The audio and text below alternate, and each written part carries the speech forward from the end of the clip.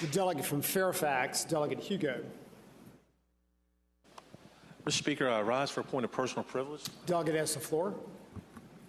Mr. Speaker, let's talk about taxes. And, we've talked about it last year a number of times, and I'll be happy to let you know this year we're not going to talk about Netflix, no chill, but we're going to talk about legislation that we're introducing, that a lot of us are introducing, House Bill 2529. The delegate from Shenandoah, our majority leader, mentioned it yesterday, and he talked about it, but I want to talk about a little bit why we are doing it. What's the rationale? And we're doing it because, unfortunately, the governor's budget and his $2.2 billion proposed spending is predicated upon a large tax increase on middle-class Virginians.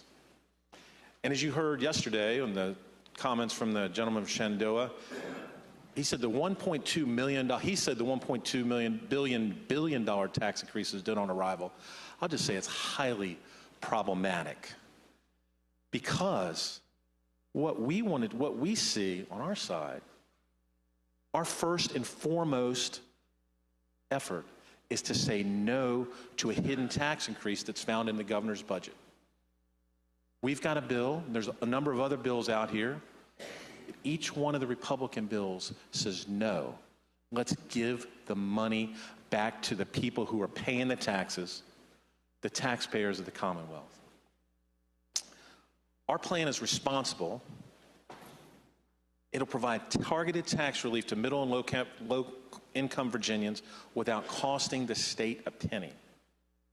This plan will be fully implement the federal tax cuts at the state level, protecting a middle-income family that itemizes from what could roughly be $805 tax increase, or provide an additional $115 in tax relief to a family that chooses the standard deduction.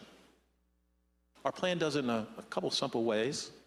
First, we allow you to keep itemizing your taxes to maximize your tax relief.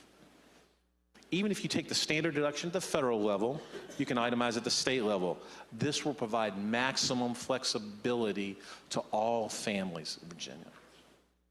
Second, we're increasing the standard deduction for someone found as an individual to $4,000 and for a married couple to $8,000. This will provide, again, another $115 in tax relief for those who claim the standard deduction at the state level, and will especially help low-income Virginians.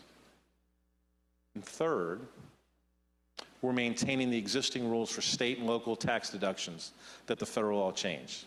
We will not put a cap on SALT deductions, protecting homeowners from another hidden tax increase.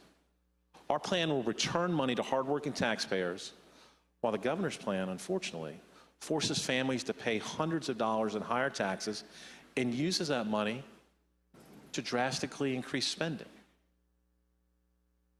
This is simply not fair to middle-class teachers, policemen, hardworking middle-class taxpayers that I represent in Fairfax, Prince William, and that all of you represent around the Commonwealth.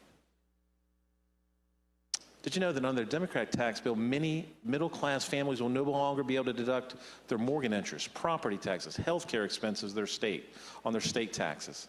Again, this is simply not fair. And to wrap it up, if you're watching on TV, let us sink in. Our plan will prevent a married couple who are both school teachers from paying potentially another $800 in taxes.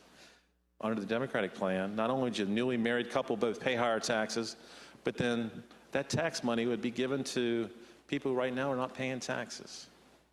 I truly hope that Republicans and my Democrats will come together to stop this effort to tax people to death. I look forward to working with everybody in this body to put money back in the pockets of the people we serve. I want to thank Delegate Peace, Delegate Bell, Dickey Bell, McNamara, Chairman Ware, Chairman Jones, others for their efforts. Thank you, Mr. Speaker. I just say let's work together on behalf of the firefighters, on behalf of the teachers, on behalf of the police, on behalf of the ordinary taxpayers of the Commonwealth of Virginia. Let's say we're going to allow you to keep your money so that you can decide best how to spend that money for your families. Thank you, Mr. Speaker.